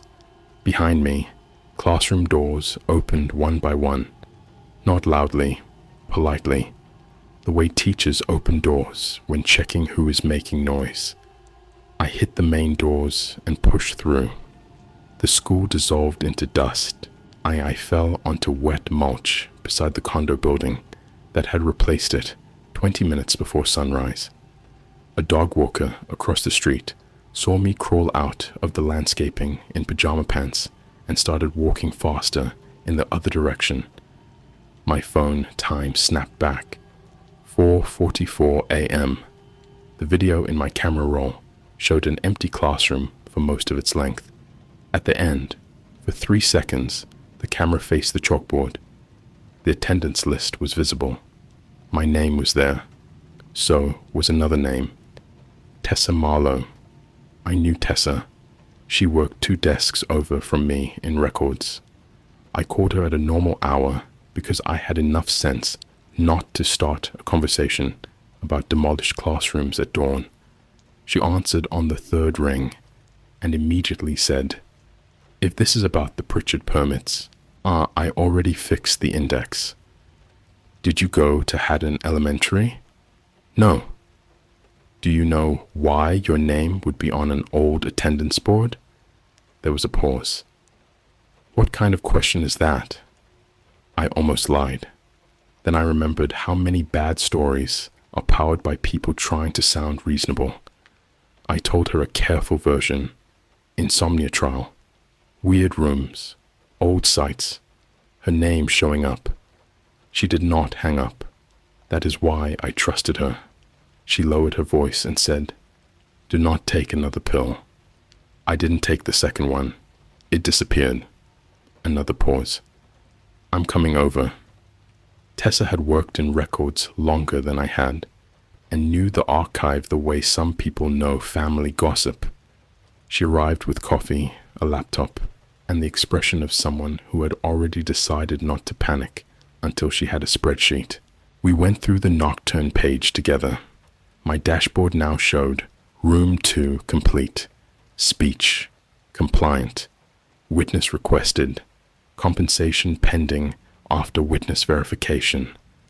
Tessa clicked around the source code, checked scripts, did all the things I'd been too tired and scared to think of. "This isn't just a web page," she said. "Meaning?" "Meaning part of it is pulling from city records." She turned the laptop toward me. The dashboard had embedded references to parcel numbers, demolition permits, occupancy certificates, and old room labels from our archive. Not random ones. The exact files I had scanned over the last year. Spin right. Haddon Elementary. The Marcher Motel. St. Agnes Children's Ward. Bellwether Photo Studio. My stomach tightened at the Marcher Motel. "Room 3, Tessa said. "How do you know?" She pointed. The permit number ended in 303. The Marcher had been a roadside motel near the old bus depot, demolished in 2004 after a fire. The file was thick with code violations, insurance disputes, and newspaper clippings about people using it for everything except sleeping. Tessa kept reading. "This tag keeps repeating.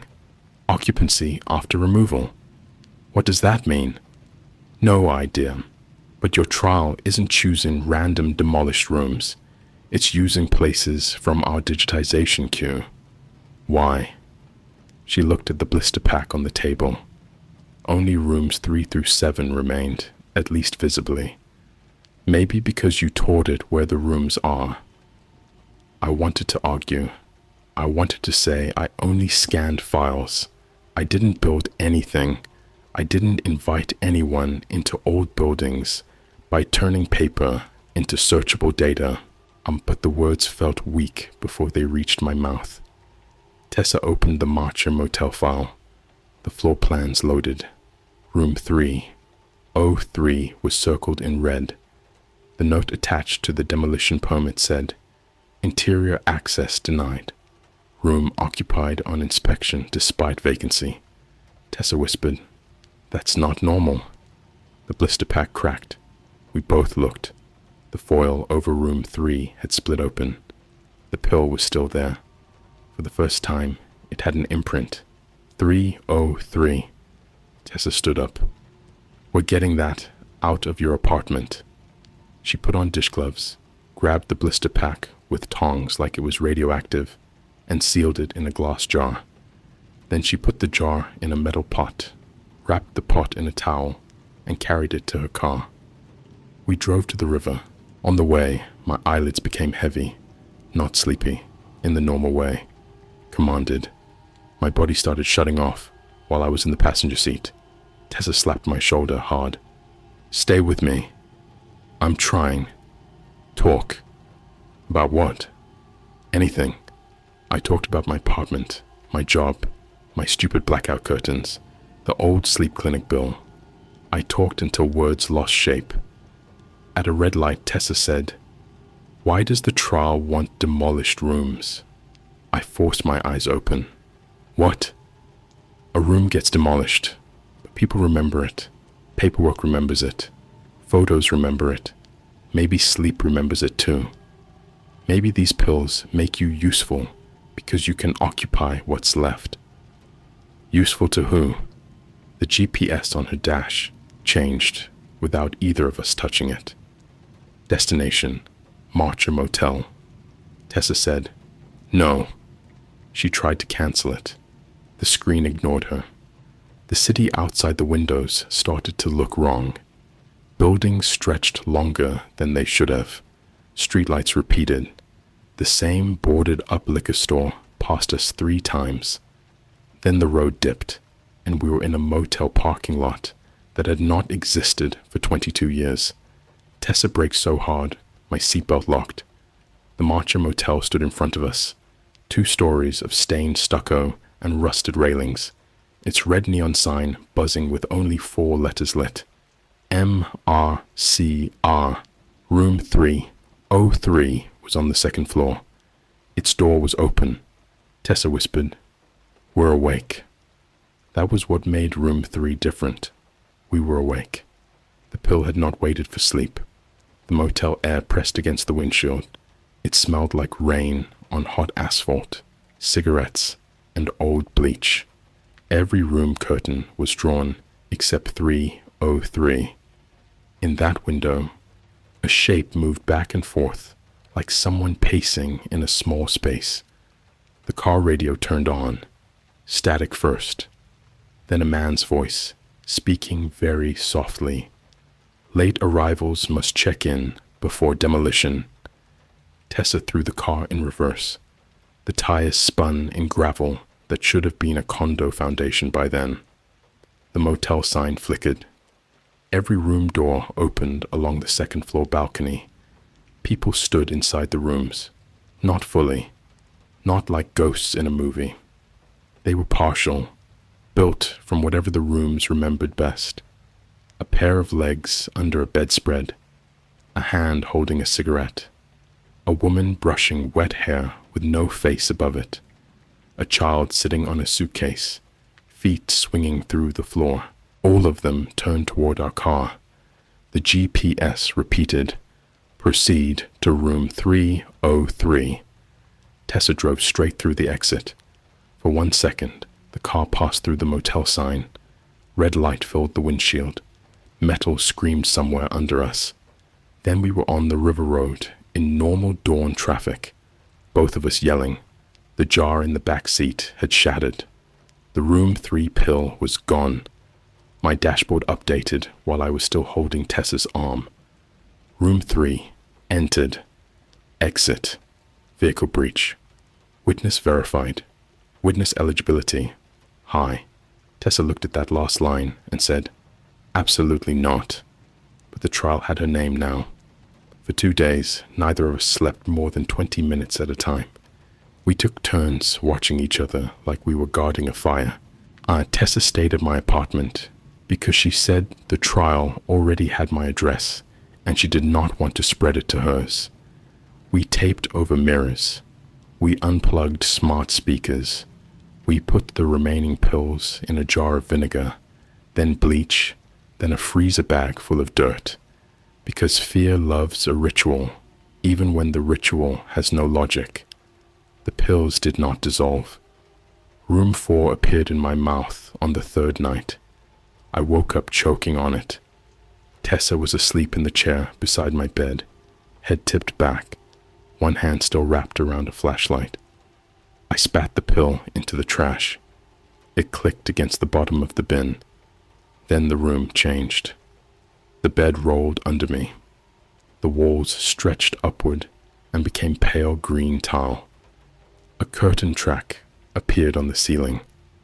The air filled with disinfectant and something sweeter underneath. I'd like powdered milk. I was in a hospital ward, not a current one. The beds were metal framed and narrow. The windows had mesh. Painted letters on the wall said, St. Agnes Children's Annex, demolished in 1998. I knew the file because it had stuck with me. All children's hospitals always do. The photos had shown murals of rabbits and moons on walls peeling from damp. The city turned the lot into a parking structure, then sold it, then pretended the building had been empty for years, even though the records kept disagreeing. Tessa was still in the chair beside me, but she was younger. Not a child exactly, more like the room had guessed at her from an old school photo and done a bad job. Her face was smooth and frightened. Her adult clothes hung wrong on her smaller frame. She opened her eyes. Where are we? I put a finger to my lips. Too late.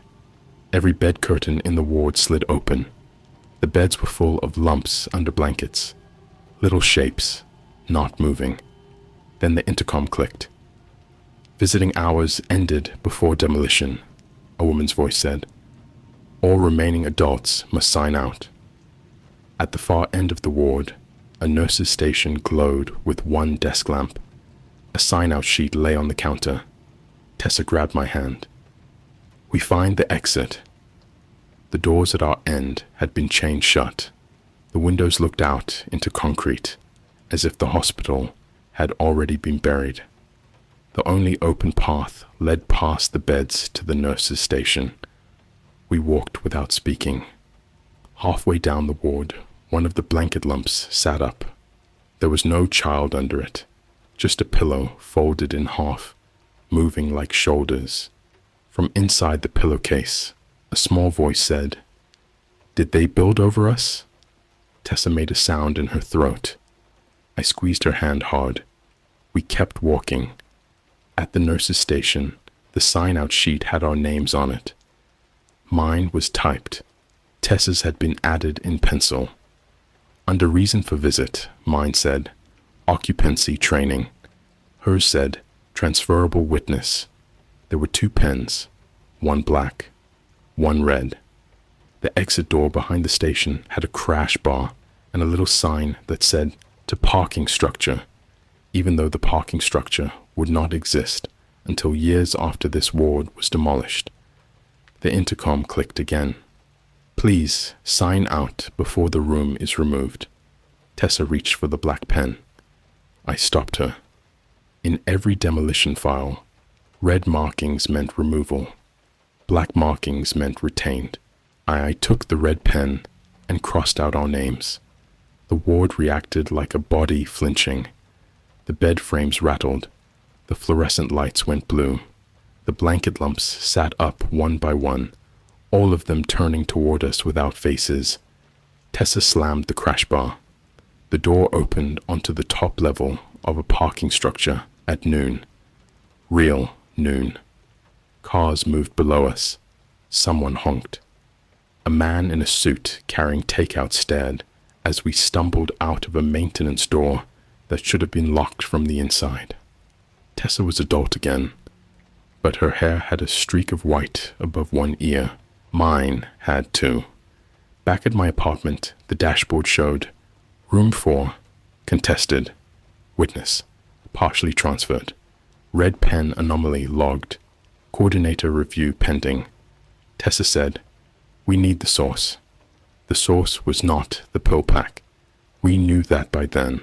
The pills were delivery instructions. Keys maybe. The source was the trial's relationship to the archive. We spent the rest of that day digging through access logs at work. Tessa had admin permissions I did not, and if either of us still cared about getting fired, we had moved past that stage. Every file connected to the trial had been scanned by me, not just touched. Scanned during nights I could not sleep, when I stayed late to catch up and fed old paper through the machine under fluorescent lights. The scanner software had captured my user, ID, timestamps, and then sometimes my reflection in the glass when I lifted the lid too soon. The Nocturne page had harvested the digitized rooms through me, but someone had requested those files first. The account was called open_I_reclamation.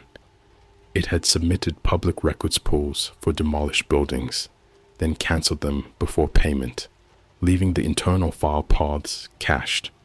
That was enough for our system to make them searchable. Tessa followed the account metadata to an address. It was a sleep clinic, not the one I had visited. This one was called Mercer Somnographic Annex. It had closed in 2007 after a malpractice suit and been demolished in 2010. The lot was now a grocery store loading zone. I laughed when she told me. It was a dry, awful sound. Of course it's demolished. The permit says the basement was never removed, Tessa said. What does that mean? It means the city paid for full demolition and got a hole with a lid. At 1:40 a.m. we went there. I know, but waiting for room 5 to come for us in my apartment felt worse. Some fears are better when you can walk toward them with bolt cutters, flashlights, and a thermos full of terrible coffee. The grocery store loading zone was empty except for pallets, a dumpster, and a row of dented metal doors. Behind the dumpster, half buried under gravel, was a square steel hatch with no handle. Tessa found it because the air above it was colder. We pried it open with a crowbar from her trunk. Stairs descended into the ground. The air that came up smelled like old bedding. At the bottom was a hallway, painted institutional beige. The Mercer Somnographic Annex should not have been there, but by then, should had become a decorative word. The rooms were small sleep study suites. Each had a bed, a nightstand, a camera in the corner, and wires hanging from the wall like dead vines. Some doors had names taped to them. Most were blank. At the end of the hallway was a nurse's station with 3 monitors. All 3 were on. One showed my bedroom. One showed Tessa's apartment. One showed a room I did not recognize at first because it was so clean. Then I saw my blackout curtains. It was my bedroom after demolition. The walls were gone. Only the bed remained, standing on a rectangle of floor in a field of dust. A yellow caution tape flooded where my window should be. The date on the monitor was 6 months in the future. Room 7. On the desk under the monitors was a binder labeled Nocturne Field Study. I opened it. The first page said, "Insomnia is not failure to sleep.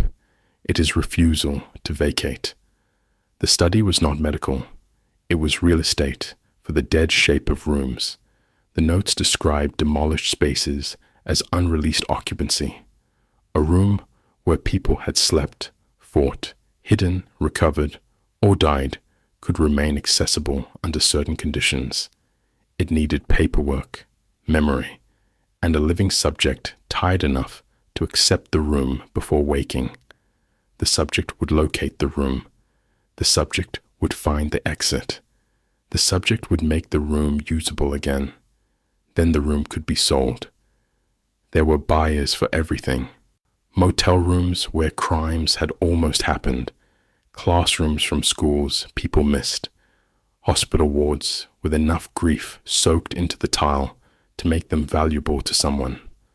Laundromats where a person vanished between rinse and spin. Bedrooms scheduled for demolition, preceded before removal. Tessa turned a page and went still. What? She showed me the sheet. Participant upgrade. Subject demonstrates repeated return. Witness acquired. Prepare current residents for future inventory. Bedroom to be removed with occupant if resistance continues. From somewhere behind us, a pill blister cracked. I checked my pockets. Nothing. Tessa checked hers. Nothing. The monitor showing my demolished bedroom flickered. On the bed, under the dust, someone was sleeping. Me. Room 5 was not a destination. Room 5 was the clinic. Every sleep suite door opened at once. People lay in the beds. Some looked current. Some looked like they belonged to years I'd only seen in old photos. A woman in a 1970s hospital gown. A man in a security uniform with a badge from a company that went bankrupt before I was born. A teenager in a Marcha motel staff shirt. All of them slept with their eyes open. Wires ran from their temples into the walls. The intercom clicked. New subject, awake in source room. The sleepers turned their heads toward us. Tessa grabbed the binder. Go. We ran. The hallway lengthened with every step. Sleep study doors passed us over and over, repeating the same 3 numbers. 101, 102, 103. The hatch stairs retreated like a bad dream, trying to become architecture. Behind us, bare feet hit tile. Not fast, coordinated. Dozens of sleepers walking with eyes open, guided by the rooms that wanted bodies. Tessa threw coffee from the thermos onto the floor behind us. It was such a human, desperate thing to do that it almost made me laugh. The sleepers slipped. One fell against the wall, and the plaster dented inward like paper. Under the plaster was my bedroom wallpaper. I did not have wallpaper. The clinic was building room 7 around us. We reached the stairs when the lights went out. In the dark, the intercom said, "Please remain asleep during transfer." Tessa shoved the binder into my chest and pushed me upward. Something grabbed her ankle. I heard her hit the stairs. I turned back, flashlight shaking. A hand had reached through the wall, not from behind a doorway, through the wall, and as if the plaster had become a curtain. The hand was gray with dust and marked in red demolition chalk. It held Tessa's ankle with gentle, terrible patience. On the wall above it, words appeared. Witness retained. I swung the crowbar at the hand. The wall screamed. Not a person. A room. Wood. Plaster. Metal. Tile. All making one injured sound. The hand let go. Tessa crawled up the stairs on her elbows, while I hit the wall again and again until the hallway lights came back flickering red. We got through the hatch and slammed it shut as dawn hit the loading zone. For a second, the grocery store behind us was gone. The old sleep clinic stood there in full daylight, brick walls stained, windows dark, sign hanging crooked over the entrance. Then a delivery truck passed. When it cleared, the grocery store was back. Tessa and I sat on the gravel behind the dumpster, breathing like we had run miles. The binder was still in my arms. Every page after room 5 was blank, except the last one. Room 7, current bedroom, demolition pending, occupant resistant, but sleep pressure rising. Do not remove bed until subject returns. We took the binder to a lawyer Tessa knew from a tenant dispute. He told us it looked like an elaborate prank or evidence of a data breach and advised us not to mention the demolished room travel part if we wanted to sound credible. He was probably right. The next day, our office system locked both of us out. The day after that, my landlord taped a notice to my apartment door announcing emergency structural inspection. No date, no signature, just a line at the bottom, potential removal of unsafe sleeping area. I moved out in 6 hours. Tessa helped. We did not take the bed. I know that sounds silly, but beds are invitations in a story like this. We left the mattress, the frame, the blackout curtains, the nightstand, and the phone charger still coiled beside it. I took clothes, documents, and the old coffee mug from my desk because people make sentimental choices even while fleeing architectural predators. I have not taken another Nocturne pill. I also have not slept normally since. It is not that I cannot sleep. That would be easier to explain. It is that sleep now has a location. I can feel rooms waiting under it. Laundromat tile, classroom varnish, motel carpet stiff with old smoke, hospital sheets, sleep study vinyl, my own bedroom, quiet and patient, sitting somewhere 6 months ahead with dust on the pillows.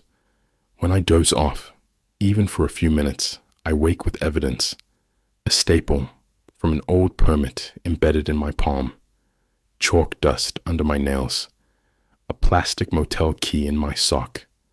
Once, a child's paper sun folded into my wallet, 12 crooked rays, and my name written on the back in teacher handwriting. Tessa moved out of the city. She says she sleeps fine now, but she still texts me photos of doors before she opens them if they look older than the building around them. 2 weeks ago, she sent me a picture from a roadside diner bathroom. The tile was pale green. On the mirror, written in steam, were the words, "Witness eligible." She drove 6 hours without stopping after that. I stay in different places now. Motels, friends' couches, one 24-hour co-working space where nobody cared that I sat awake under fluorescent lights until morning. I choose rooms that are ugly and recent and badly built. No history, no charm, no exposed brick. If a place advertises original floors, I leave. The Nocturne dashboard still works. I check it once a week because fear is not logical and because I need to know whether room 7 has changed. For a while, it said pending. Then it said staging. Tonight, it says occupied. I'm writing this from a bus station with plastic seats and too many cameras. My ticket is for a city I picked because it grew too fast to remember itself properly. I have been awake for 41 hours. The vending machine coffee tastes like burnt pennies. Every time the station announcement chimes, I think of the intercom at St. Agnes. In my backpack, sealed in 3 bags, is the Nocturne binder. The last page changed while I was waiting. Room 7 no longer says current bedroom. It says mobile subject, room forming around occupant. Do not wake him until the walls arrive. I keep standing up and walking to different seats. It does not help. The same dust keeps falling from the ceiling tile above me, no matter where I sit. At 2 a.m., a pill rolled out from under the vending machine and stopped against my shoe. Matte white, no foil, printed with a number I had not seen before. Room 8. I kicked it away. It rolled back.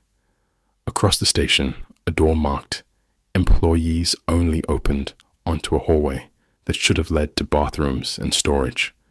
For 1 second before it swung shut, I saw my old bedroom through it. Not the apartment bedroom I abandoned, the demolished one. The bed was made. Dust lay smooth across the blanket. On the wall above it, written in red demolition chalk, was my name. Under it, returned.